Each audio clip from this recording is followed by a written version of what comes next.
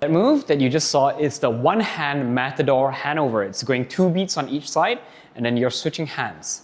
So to do that move, it's not too difficult. You start with holding the rope in your hand. It's going to start in an underhand swing like this. So I'm going to do it in my left hand first so it's a bit easier for you to see in the camera.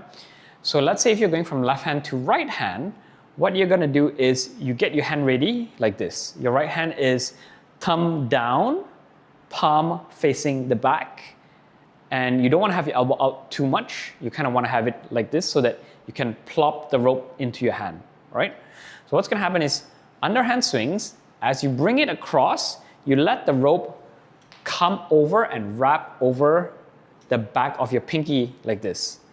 And then you're just going to grab the rope and then continue to swing. So it's going to go 1, 2. 1, 2. So that's the 2 beats. And then on the second beat, you're bringing it over back to the other side and you're doing the exact same thing. So I'll show it from the front. So your hand, thumb down, palm facing your back, and you swing underhand swings, and you bring it, when you bring it to the left side, or whichever your opposite side is, you're bringing it from bottom coming to the top, and then now from the top, it's going to wrap around your pinky, and then you basically just grab it.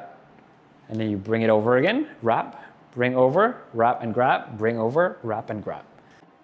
Bring over, wrap and grab, bring over, wrap and grab.